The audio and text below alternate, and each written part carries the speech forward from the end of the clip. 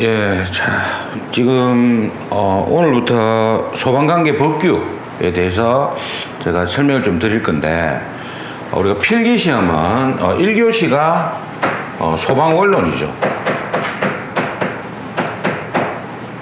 그리고 2교시가 전기 분야는 전기회로, 그리고 기계 분야는 유체역학입니다. 그리고 3교시가 지금 제가 이제 수업을 조금 설명드릴 소방관계 법규고요. 그리고 4교시가 소방 전기 시설의 구조 및 원리.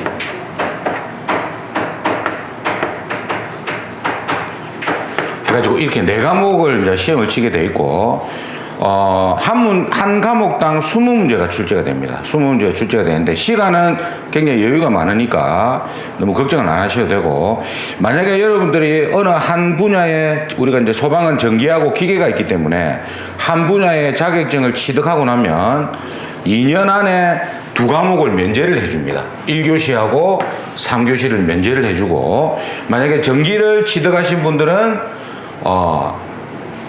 요거 이제 기계도 있죠. 기계, 소방 기계 시설의 구조 및 원리 해가지고 이제 기계 분야, 전기 분야, 기계 분야 이렇게 보시면 되고, 나중에 이제 2과목만 치면 돼요. 한 개를 취득하면. 그러니까 필기 합격했다고 면제를 해주는 게 아니고, 자격증을 따야지 뭡니까? 2과목만 칠 수가 있는 겁니다. 그래서 2과목 치는 게 굉장히 유리합니다. 실제로는. 왜냐면 이 2과목을 공부할 시간에, 그죠? 물론 이제 4과목을 다 치는 분도 계신데, 요즘에 이 법규가 굉장히 어렵게 나옵니다. 점수 맞기가 힘들어요. 법규가. 옛날에는 법규가 그냥 우리가 점수 먹는 과목이었는데, 요즘에는 법이 계속 바뀌고 문제를 좀 어렵게 내다 보니까 점수 따기가 힘들다 이 말이에요. 그러면 우리가 어쨌든 필기시험은 60점만 넘는 시험이기 때문에, 보시면요, 요거 시험에 안 나옵니다. 1교시 실기에서 안 나온단 말이에요. 그리고 법규도 실기 시험에서 나오는 게 전기 분야에 한 문제가 있어요. 3점짜리로. 예? 요건 제가 나중에 수업할 때 제가 설명을 드릴 거고, 그거 말고는 한 문제를 빼고는, 이것도 한 문제가 전기에서 나옵니다. 전기에서 한 문제가. 나머지는 이건 할 필요가 없는 거예요. 이거는. 실기에서는 뺄 필요가 없어.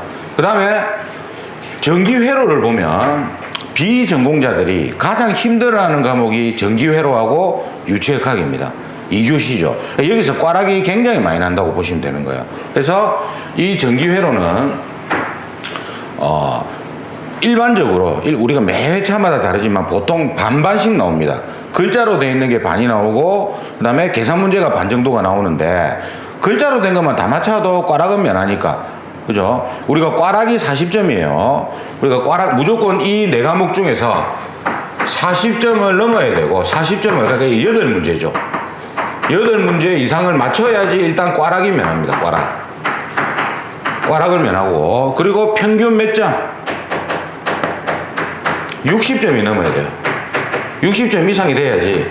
그러니까 다 꽈락이 없다 하더라도 한 과목이라 4과목을 합했을 때 평균 점수가 60점이 안 되면 이것도 이제 불합격이죠.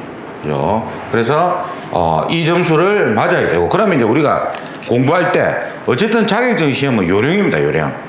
요령. 이 요령이 뭐냐면, 어떤 한 과목에 집중하는 것도 좋지만은 꽈락 면할 수 있는 과목은 꽈락 면하고, 예를 들어서 비전공자들이 전기회로를 백날 해봤자 점수가 80점 이상 안 나옵니다. 80점 이상.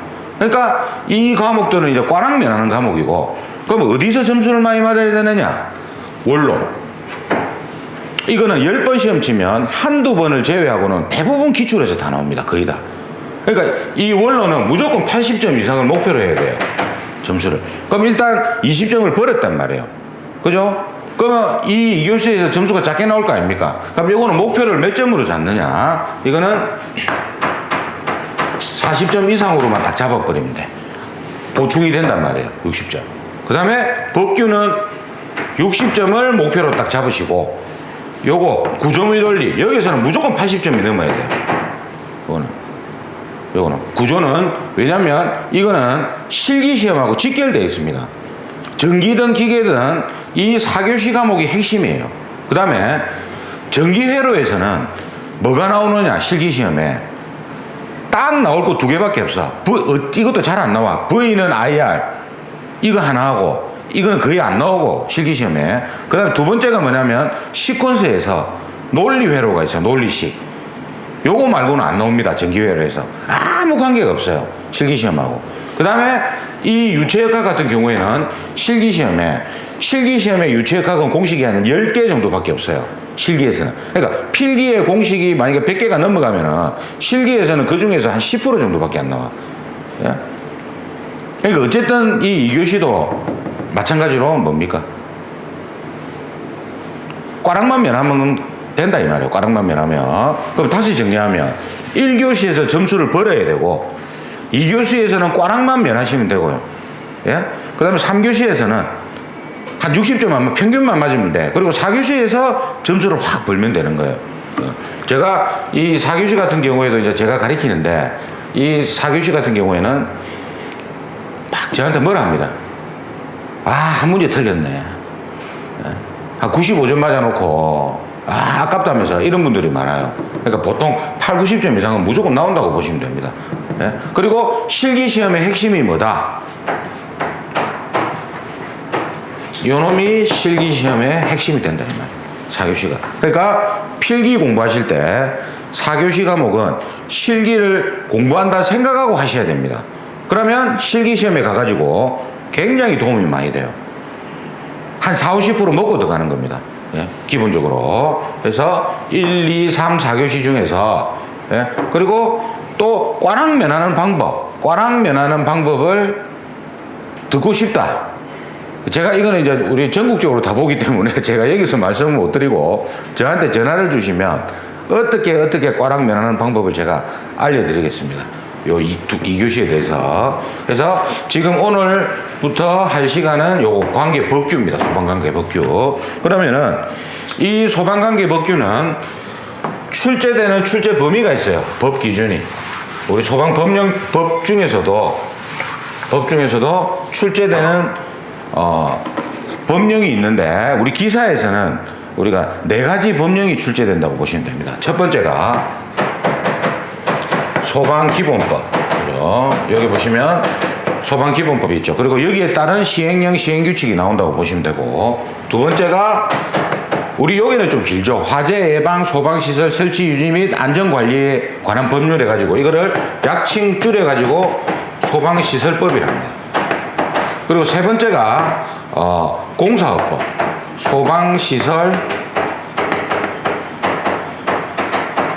공사업법이 나오고, 그리고 네 번째가 위험물 안전관리법이 나옵니다.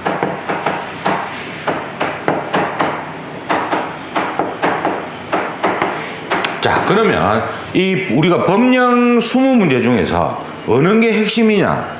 여기서 40%가 나와요. 40% 이상이 나옵니다. 그러니까 8문제, 이 20문제 중에서 8문제 이상이 요 소방시설법에서 나옵니다. 그리고 기본법, 여기. 요 기본법에서 보통 4문제에서 6문제 정도 이렇게 출제가 됩니다.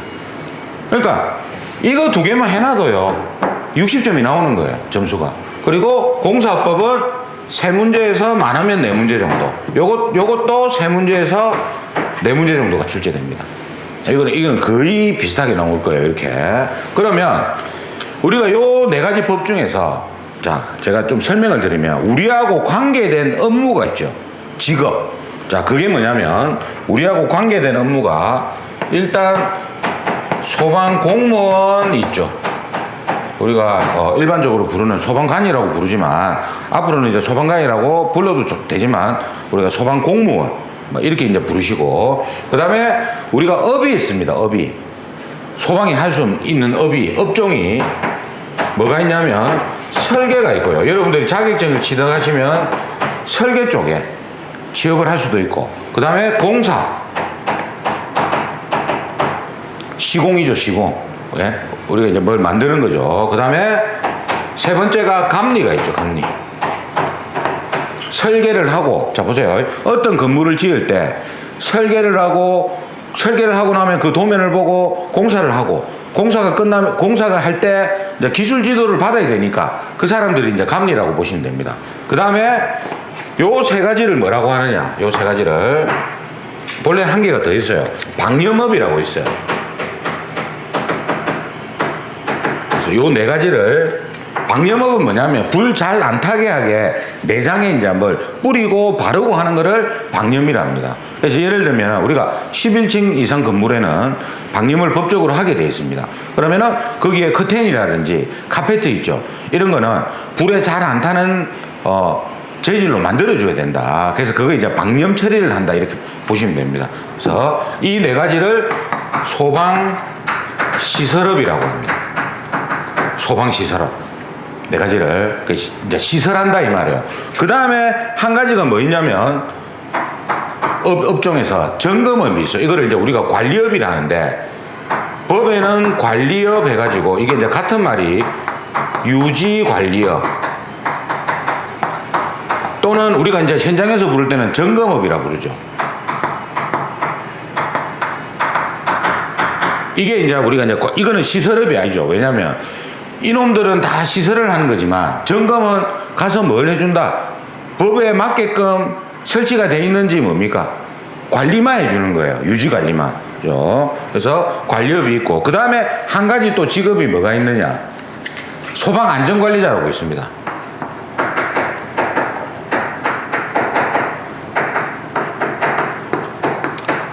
이제 자격증을 취득하면 우리가 뭐 소방안전관리자도 이제 특급, 1급, 2급, 3급이 있는데 그 중에서 해당되는 자격증을 가지고 뭡니까? 경력에 따라서 우리가 가고, 또 이 소방안전관리자는 아직까지 법에는 소방안전원에 가가지고 교육을 받고 시험을 치갖고 취득을 할 수 있다, 이렇게 보시면 되는 거예요. 예? 그래서 이거는 실제 자격증이 없어도 업무를 볼 수 있는 게 소방안전관리자입니다. 그러면 우리가 이게 왜 제가 이걸 적어놨냐면, 여기 보시면 소방기본법이 있지 않습니까? 요 소방기본법은 대부분 소방공무원에 관한 법 내용이에요. 그러니까 첫 번째 나오는 소방기본법은 소방공무원하고 관련된 법이다, 이렇게 보시면 되고, 그 다음에 소방시설법이 있고 소방시설공사법이 있는데, 이 공사법은 요거 있죠, 요놈 4개. 요놈하고 관계가 있는 거예요. 시설업하고. 그 다음에 요 소방시설법이 여기 보시면 화재 예방 소방시설, 그러니까 화재를 예방하고 소방시설을 어떻게 한다? 설치, 유지, 관리하는 게 뭡니까? 주목적인 법이다 이 말이에요. 그러면 여기에 있는 요거 있죠, 요거 관리업하고 소방안전관리자, 예? 이거는 요 시설법하고 관련돼 있다 이 말이에요. 이렇게 두 번째 나오는 시설법, 요거하고 관련돼 있고, 위험물 안전관리법은 말 그대로 뭡니까? 위험물에서 이제 화재가 발생하면 굉장히 위험할 거 아닙니까? 그래서 이 위험물하고 관련된 거다. 이건 뭐 당연히 말 그대로 뭡니까? 위험물하고 관련이 돼 있다고 보시면 됩니다. 그럼 정리해 보면 우리가 4가지 법령 중에서 첫 번째 나오는 소방기본법은 소방공무원하고 관련된 게 대부분이고, 두 번째 나오는 화재 예방 설치 유지 관리법이 있죠. 안전관리에 관한 법령이 있죠. 이거는 뭡니까? 요 관리업하고 소방 안전관리자가 대부분 들어가 있다 보시면 되고요. 뭐 그 외에도 있기는 있습니다. 그 다음에 이 소방시설업에 관련된 거는 공사법에 들어가 있고, 위험물하고 관련된 거는 위험물 안전관리법에 있다. 요 4가지를 우리가 나무를 딱 잡아놓고 그렇게 시작을 해야 되는 거예요. 그래서 우리가 이제 여기에서 시험에 이제 자주 나오는 게, 우리 다중이용업소는 왜 적어놨냐면, 옛날에는 우리가 다중이용업소를 특별법을 만들어가지고 다중이용업소에 화재가 발생했을 때 인명피해가 굉장히 크니까 특별법을 만들어서 집어넣어 놨는데, 이거는 요즘에 거의 안 나옵니다. 기사에서는. 관리사 시험에서 나오죠. 예? 그러니까 기사에서는 4가지 법이 시험에 나오고 관리사에서는 5가지 법이 나온다고 보시면 되는 거예요. 요게. 근데 우리 기사에서는 거의 안 나옵니다. 이게 한 100번 치면 한 번 나올까 말까 할 정도니까 요거는 안 하셔도 문제는 없다. 자, 그러면 우리가 이제 첫 번째 보시면 중요 내용이 나옵니다. 자, 이거는 지금 제가 지금 우리가 이제 교재가 지금 아직 출간이 안 됐기 때문에 지금 어쩔 수 없이 요 내용을 가지고 지금 제가 앞에 전기실기 할 때도 말씀드렸지만 이거 완벽한 강의가 아니다. 그러니까 지금 어쨌든 샘플로 해가지고 개념만 잡아주는 강의를 할 수밖에 없다. 왜냐면 교재가 없기 때문에. 그래서 이제 교재가 나오게 되면은 거기에 따른 세부적인 우리가 하나하나 상세하게 제가 설명을 드릴 건데 지금은 어쩔 수 없이 일부 중요한 부분만 찍어서 제가 설명을 드리겠습니다. 그것만 봐도 60점 무조건 넘게 나옵니다. 그러니까 개념 파악이 굉장히 중요합니다. 그리고 소방관계 법규 과목을 보통 암기 과목이라고 생각하는데 암기 과목이 물론 암기가 일부 있죠. 근데 70% 80%는 개념만 파악하면은 상식적으로 다 풀 수 있는 문제가 나오고요. 그러니까 모든 공부에 법칙이라는 게 있단 말이에요. 법도 마찬가지입니다. 우리가 산수 문제 풀 때, 수학 문제 풀 때 공식이 있듯이 이것도 일정한 법칙이 있단 말이에요. 이제 그것만 파악하시면은 문제에 접근하는데 굉장히 우리가 유리하다 이렇게 보시면 됩니다. 개념 파악하면. 그리고 법 내용이 다 비슷비슷해요. 예? 그래서 혼자서 독학하실 때는 이게 굉장히 개념 파악이 정리하기 힘들기 때문에 일단 제가 이 법규 시간에는 지금은 아직 샘플 강의다. 그리고 차후에 제가 세부적으로 이제 업데이트 학원에서 강의하듯이 완벽하게 해드리도록 하겠습니다. 그래서 여기 보시면 소방관계 법규 중요 내용이라 해가지고 이거는 여러분들이 이제 뭐 메모하면서 쓰시면 돼요. 자, 요 담당자가 나옵니다. 이 담당자가 항상 두세 문제 이상이 나와요. 그러니까 아주 중요한 겁니다. 그러니까 여기 보시면 담당자가 있는데 요거를 이제 우리가 개념 파악을 해야 돼요. 담당자. 그러니까 책임자죠. 이제 여기에 대한 책임을 지는 사람이라고 보시면 됩니다. 권한도 가지고 있고. 그러면은 우리가 여기 봤을 때 이 담당자가 주로 나오는 담당자가 있고 시험에 그 사람들이 누구냐면은 시도지사, 그 다음에 소방청장, 그 다음에 소방본부장, 그 다음에 소방서장. 요 네 사람이 기본적으로 지문에 보기에 가장 많이 나오는 사람이에요. 이 네 사람이. 그러면은 우리가 지금 한 가지 아셔야 될 게 뭐냐면 시도지사, 우리가 이제 지방자치단체 시대이기 때문에 지금 우리가 보면 이렇게 보시면 되죠. 일반 우리 소방공무원은 지방직 공무원이고, 그죠? 또 국가직 공무원이 있어요. 예? 근데 지금 우리가 소방공무원들이 지금 어떻게 됐습니까? 국가직으로 바뀌었지 않습니까? 자, 이겁니다.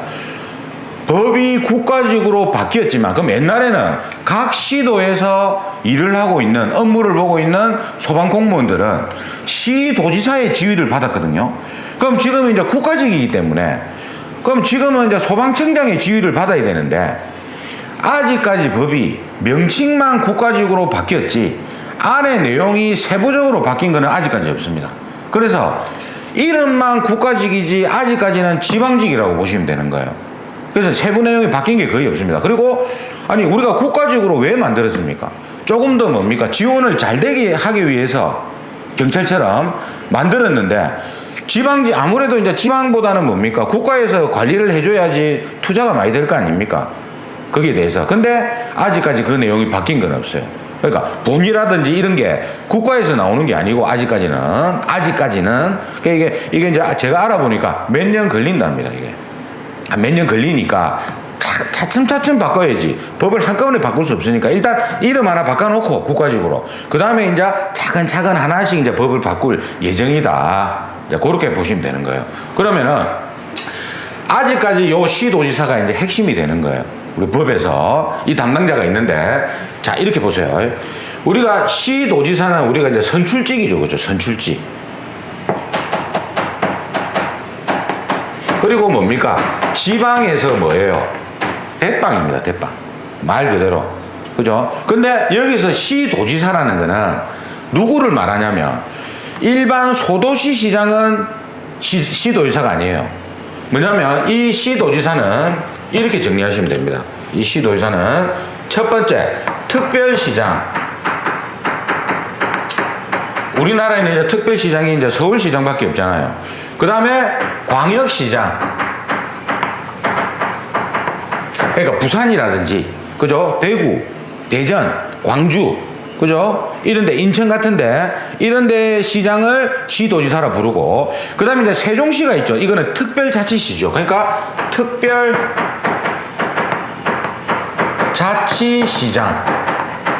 시장은 요 세 사람은 아니죠. 세 분류를 시도지사에 해당이 되고, 그 다음에 각 뭡니까? 도지사, 경기도지사, 그죠? 그리고 충남도지사, 충북도지사, 이런 사람들을 시도지사라고, 그 다음에 제주도가 이제 바뀌었잖아요. 특별자치도로 바뀌었잖아요. 특별자치도지사.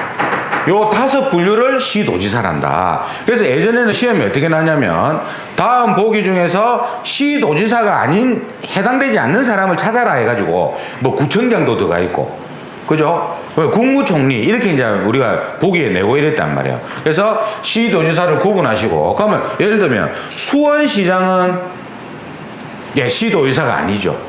그죠? 경기도에 속해 있기 때문에 아직 광역시가 아니지 않습니까? 그래서 요게 이제 시도지사고, 그 다음에 소방청장은 우리가 이렇게 구분해야 돼요. 이렇게 소방청장은 국가직 공무원이죠. 일단 뭐 이것도 국가직이지만, 국가직, 예전에는 이제 지방직에서, 그죠? 지방직에서 지금은 이제 국가직으로 바뀌었는데 아직까지 이제 이름만 바뀌었지, 그죠?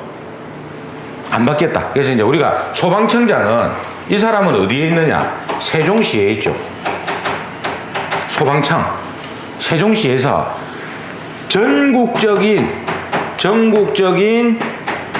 소방 시스템을 관할하는 사람이다. 이렇게 정리하세요. 머릿속에. 딱 중앙에 앉아가지고 뭡니까? 중앙에 앉아가지고 각 시의 소방 공무원들 있죠. 소방서 있다 아닙니까? 이런 데를 뭡니까?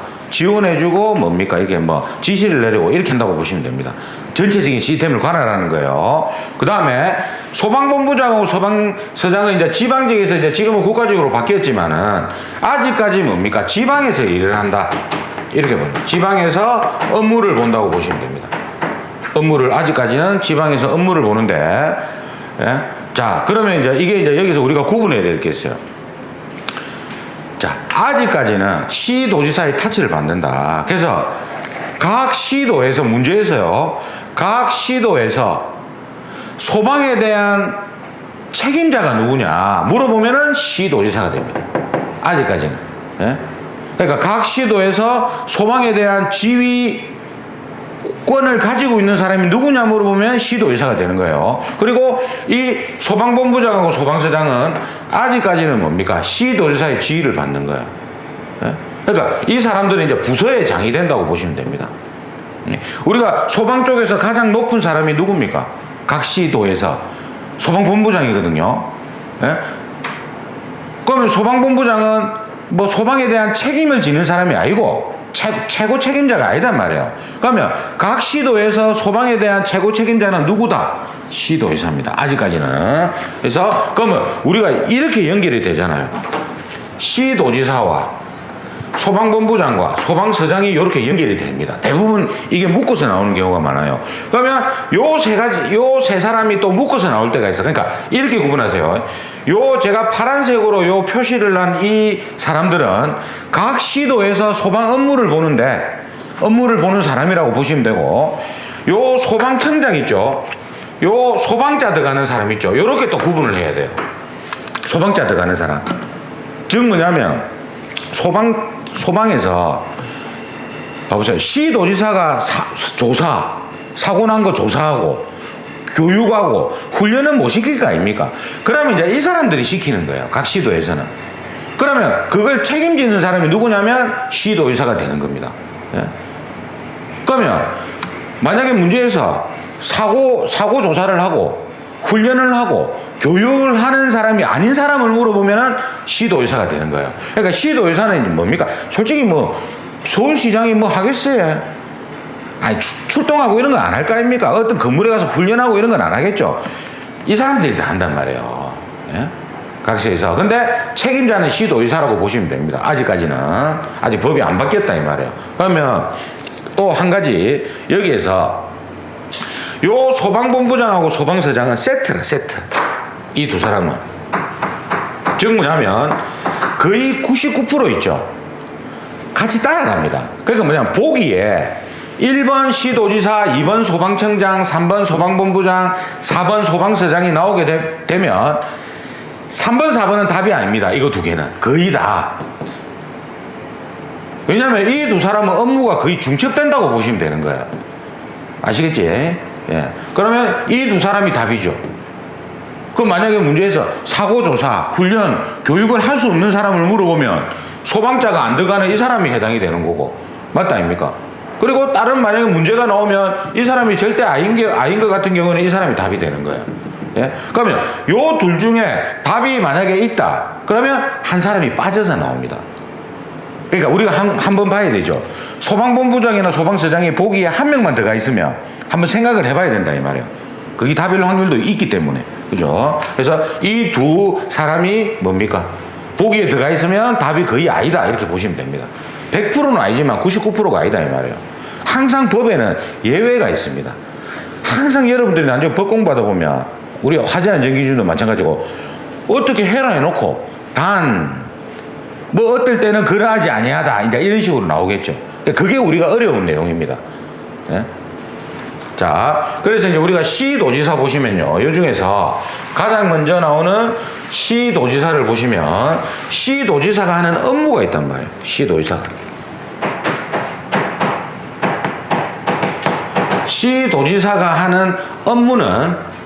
하는 업무가 크게 세 가지가 있어요.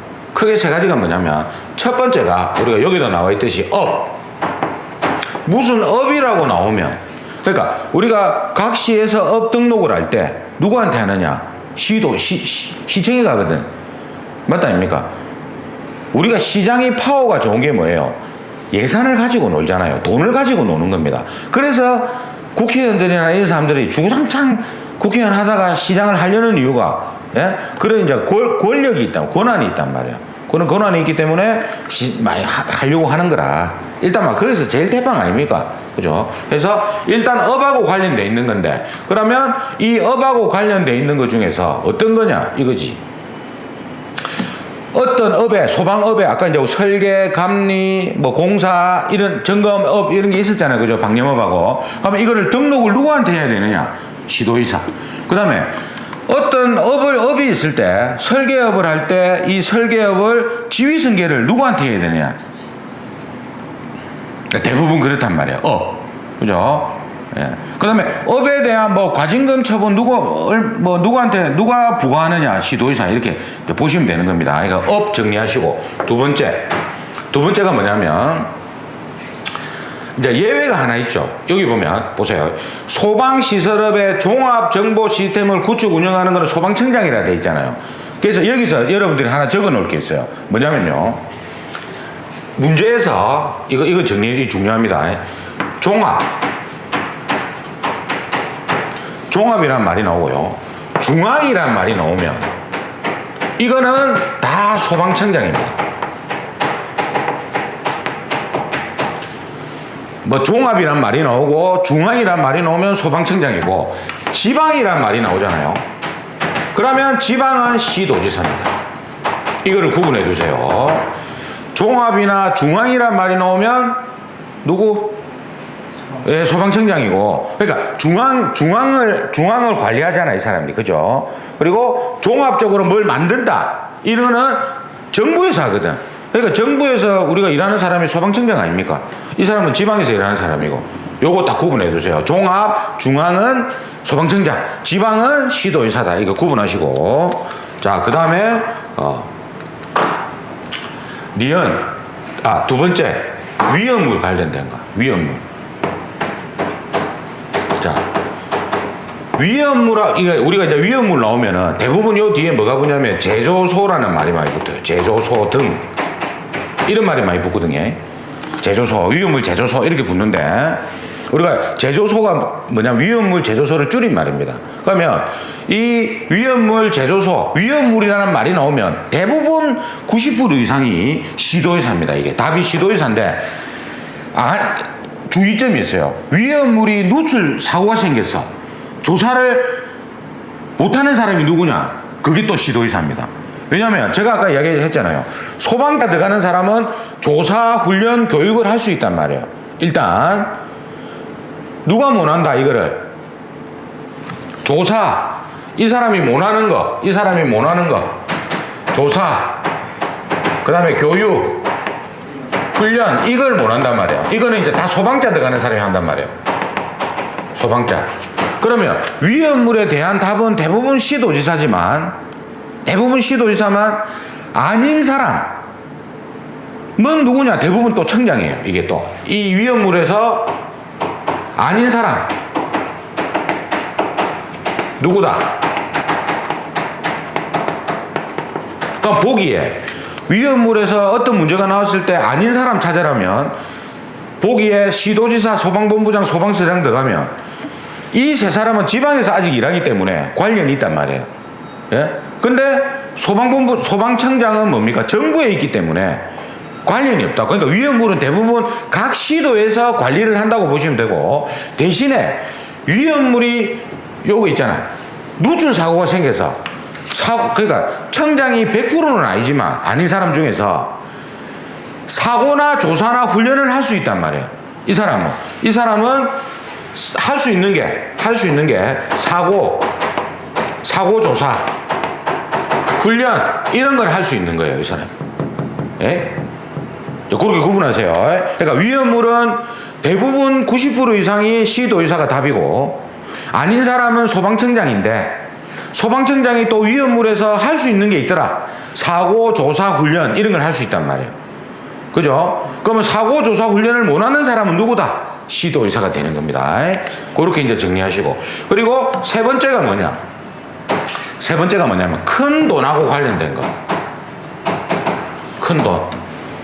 그러니까 뭐냐면 시장을 그렇게 하려고 하는 이유가 이제 돈을 만진단 말이에요. 뭐를 부과하고 이런 거 있죠. 근데 제가 여기서 그냥 돈이라고 이야기하지 않고 큰 돈이라고 한 이유가 뭐냐면, 우리가 작은 돈 있죠. 과태료. 뭐 100만 원짜리 과태료 이런 거 있지 않습니까? 이런 거는 소방서장이나 본부장한테 과태료를 소방서장이나 소방본부장이 부과를 할 수가 있어요. 작은 돈은. 예? 근데 좀 우리가 큰 거, 예를 들면 우리가 이제 지금 과징금이 바뀌었거든요. 법이 바뀌었어요, 최근에. 우리가 예전에 이제 과징금이란 게 뭐냐면, 어떤 회사가, 어떤 제조소가 일을 하다가 잘못해가지고 영업정지를 맞았어요. 6개월을. 근데 영업정지를 맞으면 일을 하지 말라는 소리니까, 문 닫아라는 소리니까, 영업정지에 대한 가름을 해주는 거예요. 돈으로 때우는 거지, 이제. 쉽게 이야기해서. 영업정지 처분에 가름하는 돈을 과징금이라는데, 그럼 이제 돈 주면은 뭡니까? 그 영업정지 처분을 빼준다고 보시면 됩니다. 예? 그러면 이 과징금이 얼마냐면은, 우리 이제 과징금이 이제, 여기 보면 이제 여기 지금 3천만 원에서 이제 이 법이 바뀐 게 뭐냐면은, 우리가 아직까지 관리업 있죠. 점검업은 3천만 원이에요. 근데 여기 보면 소방시설업 있죠. 아까 소방시설업이 뭐랬습니까? 설계, 공사, 감리, 방염, 요 4가지 업을 시설업이라고 했는데, 요게 3천만 원에서 2억 원으로 바뀌었어요. 이게 과징금이 굉장히 커진 겁니다. 그러면은 지금 이거는 이제 뒤에 정리하기로 하는데, 지금 복습 차원에서 관리업의 경우에는 아직까지 법이 안 바뀌어가지고 3천만 원 이하의 과징금을 우리가 부과할 수 있고, 큰 돈이죠. 그 다음에 시설업하고 소방시설업하고 제조소하고 요거는 2억 원이단 말이에요. 2억 원이야. 이게 이제 법이 바뀌어가지고 올해는 모르겠지만 내년에 2021년도에는 나올 확률이 높죠. 네? 자, 그래서 2억 원 금액이 크니까 이 돈을 누가 부과하느냐? 시도의사다, 돈. 네? 그러니까 자, 예를 들면 이런 거예요. 자, 소방 자동차에 보험을 가입해야 돼요. 자, 보험 가입하려면 돈 들어가죠. 그럼 누가?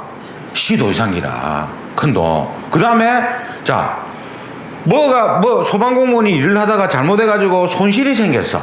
그럼 보상을 해줘야 되잖아요. 그럼 이거 시도의사기라. 그러니까 돈하고 관련된 거는 대부분 시도의사라고, 큰 돈은 시도의사라고 보시면 되고요. 또 이 큰 돈하고 관련된 것 중에서 요즘에 많이 들어오는 게 이거예요. 시도지사에서 플러스 소방청장이 많이 들어갑니다. 그러니까 소방청장이 요런 뭘 부과하는 권한을 자기가 법에 이제 바꿔놨단 말이에요. 그러면 이렇게 되겠죠. 자, 보세요. 자, 다음 보기 중에서 문제가 돈하고 관련된 문제라. 근데 돈하고 관련된 문제에서 보기에 시도지사가 있어. 소방청장이 있고 본부장 서장이 있어요. 그러면 무조건 시도지사가 답이에요.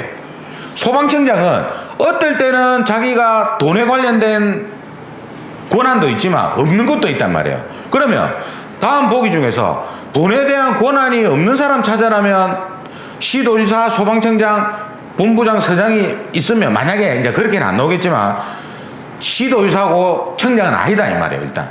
그리고 시도지사하고 청장은 돈하고 관련돼 있지만 어떤 사람이 더 권한이 많다?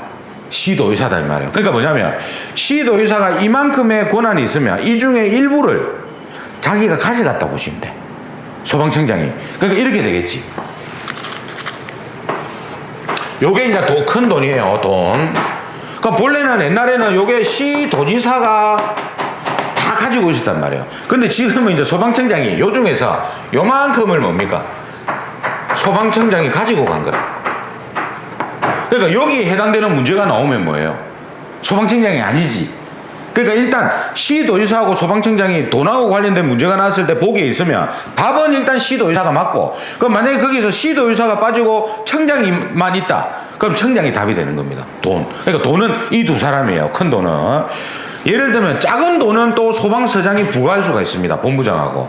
그게 뭐냐면 신고 포상금 제도라고 있는데, 이게 뭐냐면 우리가 지금 어떤 건물에서 화재 안전 기준, 법 위반된 대개 시공이 됐다, 설치가 됐다, 유지 관리가 되고 있다, 이럴 때는 우리가 신고를 할 수가 있어요. 소방서에. 그럼 이거는 그렇게 금액이 안 큽니다. 한 몇만 원 정도 되거든요. 신고하면은.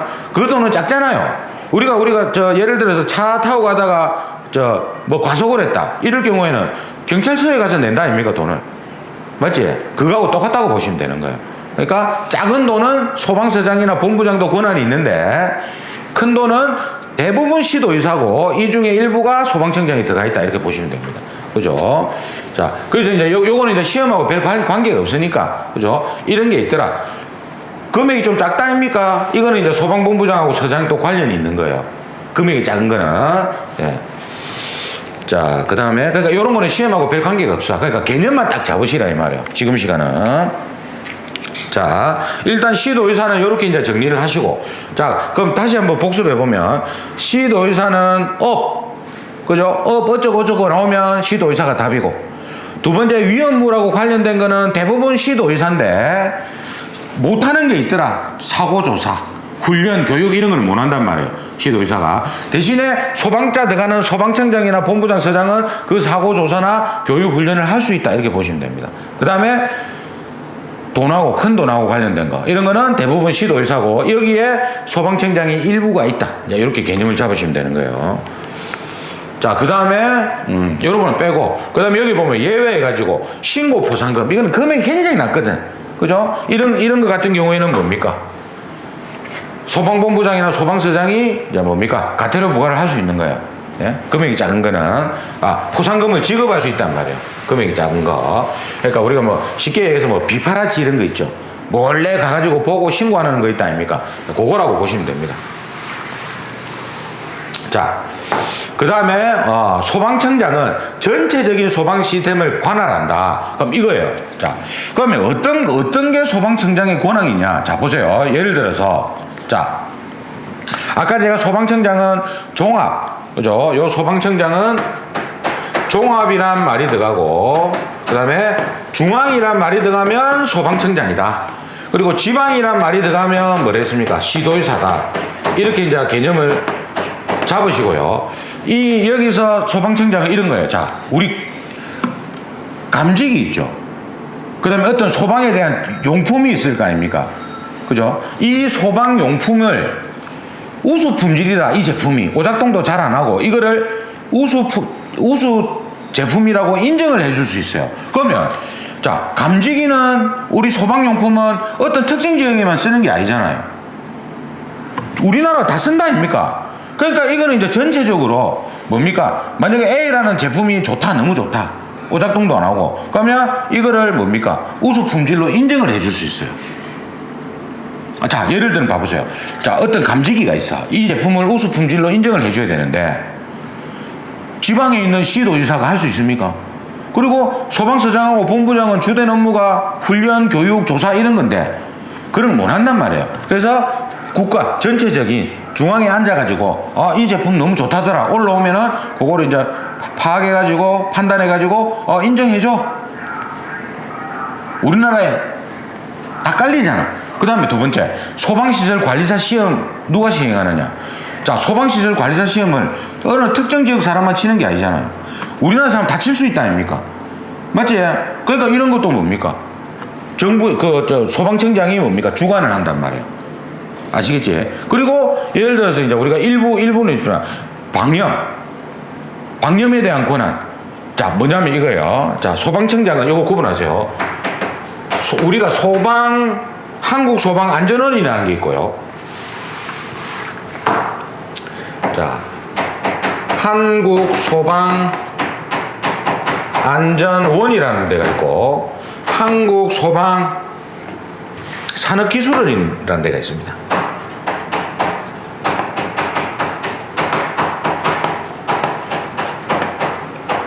예전에 이름이 한국소방안전협회 그리고 검정공사 한국소방검정공사였거든요. 근데 이게 명칭이 바뀌었어요. 최근에 바뀌었는데 요 두 개가 하는 업무가 뭐냐면 주로 이 소방안전원은 교육 업무를 담당합니다. 그 다음에 이거는 뭐냐면 이제 기술 같은 거 있죠. 기술. 예. 그러니까 쉽게 얘기해서 뭐 소방안전원은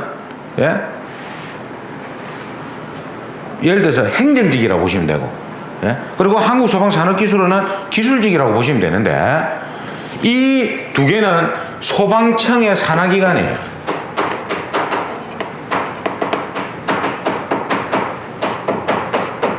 그러니까 여기에서 이 두 군데를 만들어 가지고 위탁을 주는 겁니다. 교육은 소방안전원에 위탁을 주고, 그러니까 여러분들이 만약에 자격증 취득하고 업무를 하게 되면 실무 교육을 2년에 한 번씩 받아야 되거든요. 그러면 본래 소방청에서 해야 되는데, 그죠? 인원도 부족하고 하니까 소방안전원을 만들어 놓고 여기다가 교육 업무를 시키는 거예요. 위탁을 준 겁니다. 그 다음에 한국소방산업기술원에는 기술하고 관련된 거. 그게 나중에 나옵니다. 이게 뭐냐면 우리가 보통 이제 방염이 많이 나오는데 이것도 100%는 아니고 일단적으로 방염을 소방청에서 관할을 해야 되는데 위탁을 준 거예요. 방염에 대한 업무를. 근데 이것도 다 이 산업기술, 그러니까 소방청장이 방염에 대한 업무가 있단 말이 어쨌든 이거 뭡니까? 한국소방산업기술원에서 이 방염에 대한 업무를 하니까 한국소방산업기술원은 소방청의 산하기관 아닙니까? 그러니까 소방청장이 대빵이니까 권한이 있단 말이에요. 근데 이게 이제 우리가 실제 어느 현장에서 설치할 때 합판 목재로 된 거 있죠. 여기 칠하고 한다 아닙니까? 뿌리고 칠한다 아닙니까? 이런 거는 시도의사한테 또 위탁을 준 게 있어요. 소방청에서. 이거는 이제 뒤에 다시 보기로 하고, 일단 요런 거 기술하고 관련된 거는, 그러니까 제가 아까 말씀드렸잖아요. 전체적으로 방염 우리 한 군데만 하는 게 아니잖아, 그죠? 맞다 아닙니까? 그러니까 전국적으로 다 하는 거, 이런 거는 소방청장이 권한이 있다. 그리고 어디에다가 위탁을 줬다? 한국소방산업기술원에 위탁을 줬다고 보시면 됩니다. 그지? 예. 그래서 이 소방청장은 딱 세종시의 중앙에 앉아가지고 전체적인 거. 그러니까 제가 아까 했죠. 중앙, 종합 이런 말이 들어가면 소방청장이다. 그리고 지방이란 말이 들어가면 시도의사다. 이 개념을 딱 잡으시면 됩니다. 그리고 소방본부장하고 소방서장은 있죠. 소방본부장하고 소방서장은 이렇게 보시면 돼. 아직까지는 제가 법이 바뀌면 다시 이제 업데이트를 시켜드릴 건데, 아직까지는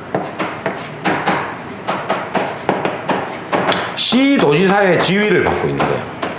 이름은 국가직으로 바뀌었지만 지위를 받고 있는데, 제가 소방본부장하고 소방서장은 세트를 했잖아요. 이 두 사람이 보기에 나오면 절대 답이 될 수 없다. 그래서 이 사람은 뭐냐면 이 사람이 각 시도에서 책임자라고 하면, 소방에 대한 책임자라면 이 사람은 여기에서 각 시도에서 일단 각 시도에서 어떤 업무를 보느냐?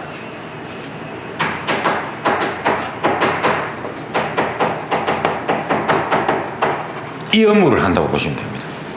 그죠? 그러면 소방서장이나 본부장의 위가 아직까지는 누구다? 시도지사라고 보시면 되는 거예요. 그죠? 조사, 훈련, 교육, 각 시도에서 지방에서 이렇게 한다고 보시면 됩니다. 그래서 여기 보면은 지방자치단체에서 소방과 관련된 업무를 수행한다. 그죠? 그리고 뭐 아직까지는 지방직 공무원 역할을 하고 있다 보시면 되는 거예요. 그리고 예외가 있는데 이거는 뭐 시험에 거의 안 나옵니다. 이거는 안 나오니까. 그리고 중앙이나 종합이란 말이 들어가면 소방청장이다. 이렇게 보시면 되겠어요. 그리고 정답이 아닌 경우에 가지고 행정안전부 장관, 국토교통부 장관 이런 사람이 나오면 국무총리 이런 사람들이 나오면 답이 아닙니다. 절대 보기에 그거는 답에서 이제 제외시켜야 되는 거예요. 그러니까 주된 사람이 일단 4명이라고 보시면 되는 거예요. 그 다음에 기타 담당자라고 있는데 이 사람들은 그렇게 자주 안 나오지만 잘 나오는 게 한계가 있긴 있습니다. 우리가 기타 담당자가 소방대장이 있고, 두 번째가 관할경찰서장이 나옵니다. 관할경찰서장. 그리고 세 번째가 아까 이야기했듯이 한국소방안전원장, 교육이죠, 교육. 이 사람. 네 번째가 한국소방산업기술원.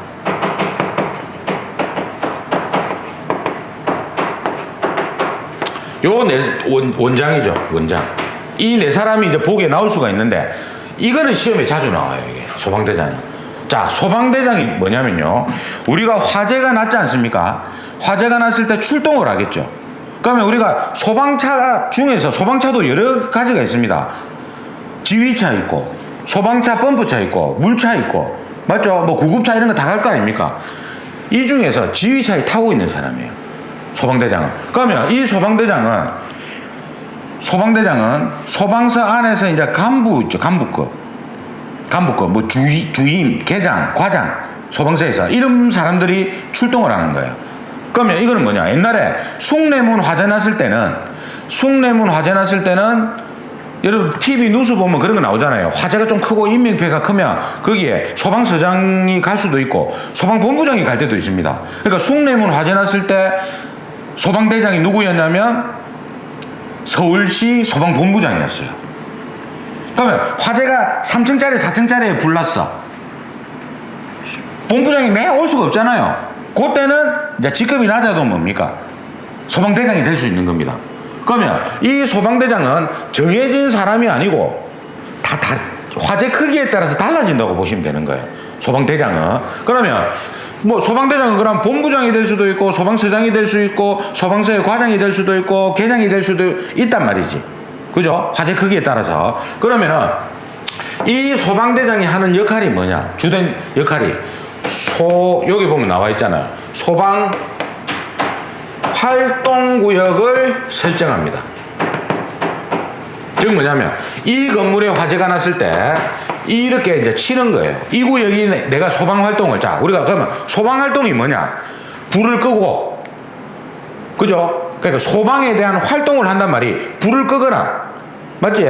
사람을 구출하거나 이런 행동들을 뭡니까? 소방활동이라 하거든. 그러니까 이 구역을 정해놓는 거예요. 쉽게 얘기해서 우리가 영화나 드라마 같은 데 보면 어떤 사고가 일어나면 경찰들이 포리스 라인을 치잖아요. 노란색 테이프로. 여기에 접근 금지잖아. 그죠? 마찬가지입니다. 우리도 화재가 발생하면은 여기 이 안에 이제 소방대장이 딱 현장을 가보고, 그러니까 이거는 현장 가기 전에 못 치잖아. 이거를 소방활동구역을. 그러니까 일단 현장에 가서 치는 거예요. 아, 이 구역에는 사람 못 들어오게 해라. 소방활동구역을 설정한단 말이에요. 예? 그러면 이 소방활동구역은 일단 어떻게 화재가 난 후죠. 후에 설정하는 거 아닙니까?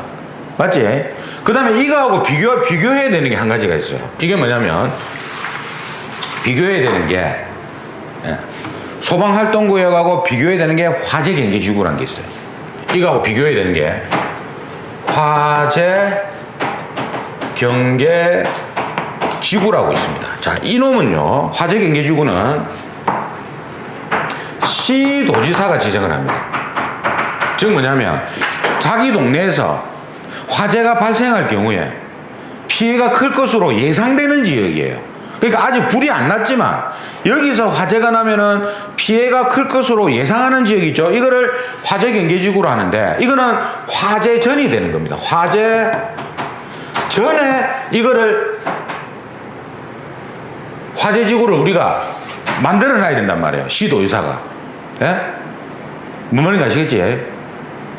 그래서 우리가 이걸 어떤 데냐? 뒤에 나오지만 시장지역 있죠.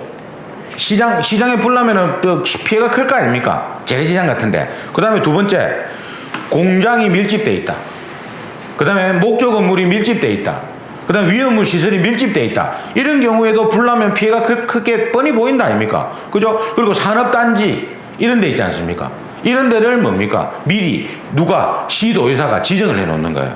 근데 시도의사가 화재경계지구를 지정을 해야 될 장소에 지정을 못 했어.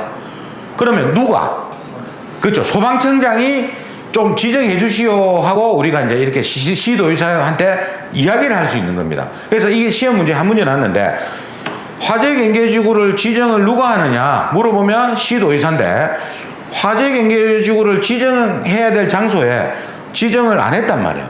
그러면 누가? 소방청장이 그 지정을 요청할 수 있는 겁니다. 요청할 수 있는 사람이 청장이다, 이렇게 보시면 되는 거예요. 자, 그 다음에 이 소방대장이 또 할 수 있는 게 뭐냐, 여기 나와 있죠. 종사명령, 그리고 강제처분, 그 다음에 피난명령. 자, 보세요. 출동을 했는데 종사해라. 그 안에 있는 소방 그 관계인 있죠. 그 건물의 관계인이 그 건물에 대해서 가장 많이 아니까, 잘 아니까, 그 사람한테 당신은 여기서 우리를 좀 도우시오, 종사하시오, 예?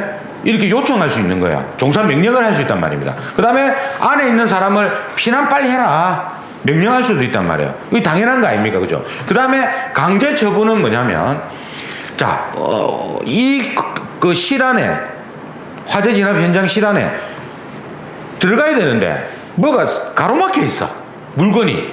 그럼 이 물건은 어떤 개인 거일 거 아닙니까? 이거를 뭡니까? 강제로 뭡니까? 처분할 수 있는 거예요.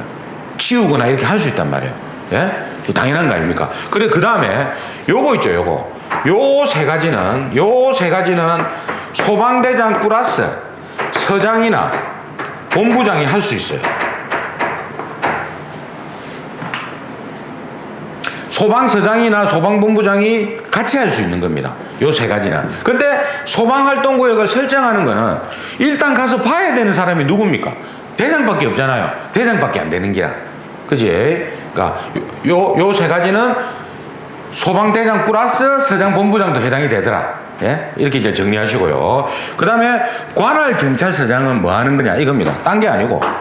자, 요즘에 이제 하도 이제 미친놈들이 많다 보니까, 맞죠? 미친놈이 많다 보니까 방화범들이 많단 말이에요. 이건 범죄지 않습니까? 그러니까 뭐냐면, 화재 조사 결과, 이제 화재 조사를 하는데 휘발유 냄새가 엄청나.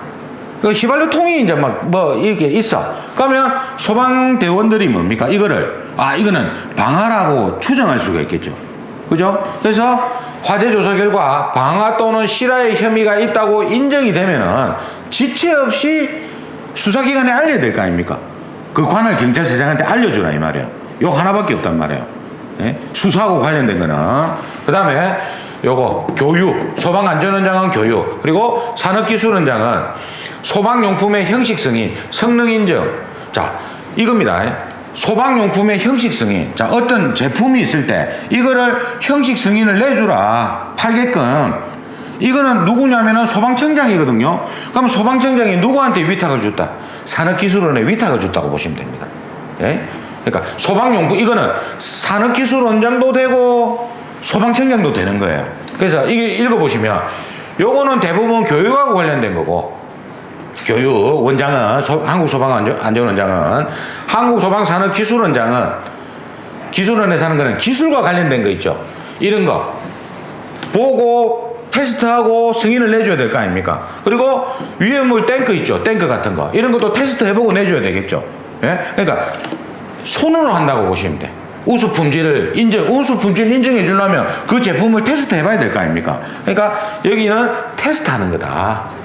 테스트하는 업무를 보고 있다. 이렇게 보시면 됩니다. 요 위에 누가 있다? 소방청장이 있다. 그렇게 정리하시면 담당자는 해결이 된다. 그래서 이제 여기 이제 여러 가지 이제 뭐 이거는 뭐 저희 예전에 제가 썼던 책의 교재 내용인데 이 내용을 이제 한번 읽어보시면 뭐 이거는 교재마다 다 다르기 때문에 제가 교재가 나오면은 뭐 요걸 이제 설명을 드릴 건데 지금 교재가 없기 때문에 요거를 설명해봤자 아무 소용이 없어요. 근데 예를 들면 이거 봐보세요. 소방대원의 훈련이나 교육을 자 시장이 할 수 있습니까? 소방차 들어가는 사람이 해야 된다 이 말이에요. 시도의사가 못한다 이 말이다. 예를 들어서 그 다음에 화재조사 시장이 직접 가서 화재조사를 할 수 있습니까? 그러니까 제가 아까 얘기했죠. 조사나 훈련이나 교육을 못하는 사람은 시도의사다 이 말이에요. 그러니까 여기서는 시험 문제에서 다음 보기 중에서 화재조사를 할 수 없는 사람이 누구냐 물어보겠죠. 그럼 누구다? 시도의사를 찍으면 되는 거예요. 시도의사를. 요렇게 해갖고요. 그리고 여기 봐보세요. 소방특별조사 결과에 따른 조치명령. 자, 소방공무원들이 가가지고 소방특별조사를 했어. 물론 이제 소방공무원만 하는 게 아니지만, 뭐, 우리가 단체로 또, 뭐, 건축사라든지, 뭐, 이렇게 소방, 뭐, 하는 사람이 요즘에 이제 조사를 하고 다니거든요. 그러면 법에 안 맞다. 그럼 조치명령을 때려야 될 거 아닙니까? 맞지? 조치명령을 때렸어. 그럼 이거는 소방차 들어가는 사람밖에 못 때린다고. 시장이 소방에 대해서 압니까?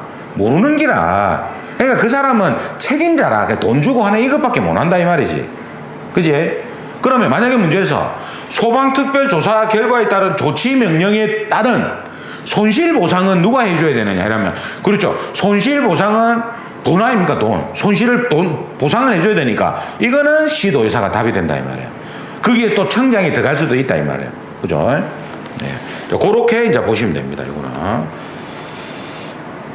여기 청장은 관리사 시험 전국적으로 친다 아닙니까? 이런 거는 이제 이 사람밖에 못 한다면 전국적으로 시스템을 관할하는 거 이런 거는 시도의사. 그리고 소방안전교육사라는 것도 있습니다. 자격증이. 이것도 전국적으로 다 치기 때문에 이런 자격증도 청장이 해당이 된다. 그럼 우리가 이제 참고적으로 여기 방염이라고 있는데 제가 아까 방염은 소방청장이 권한이 있고 그리고 그거를 위탁을 한국소방산업기술원에 줬는데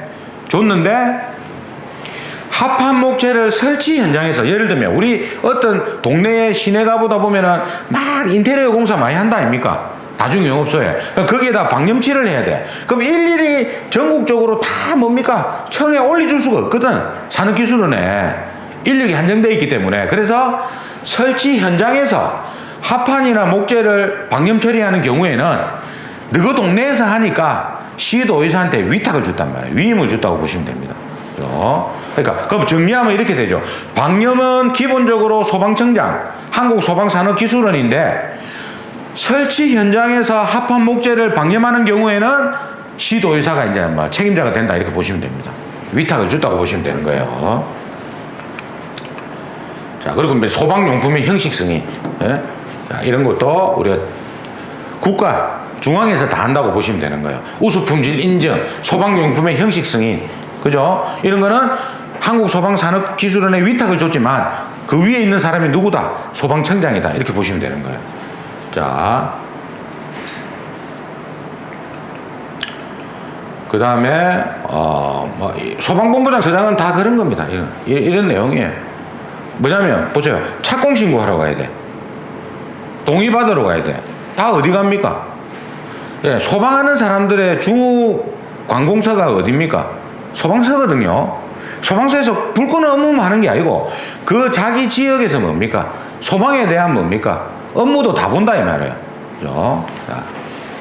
완공검사도 다 서에서 받아야지. 예?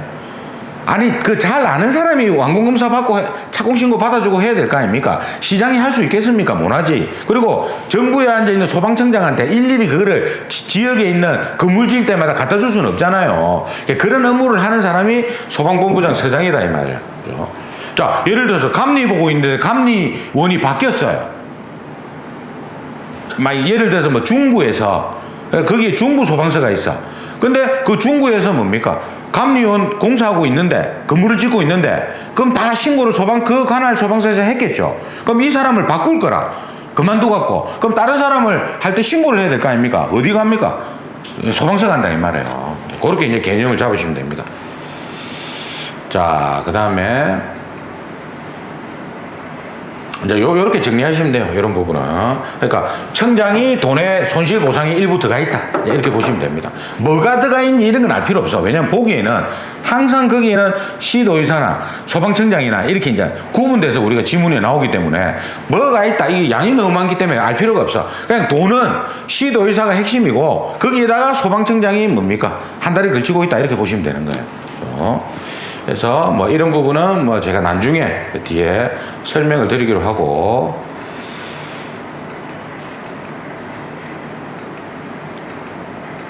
자, 그 다음에 조금 쉬었다가 이제 규정이 나옵니다. 규정에 대해서 좀 알아보도록 하겠습니다.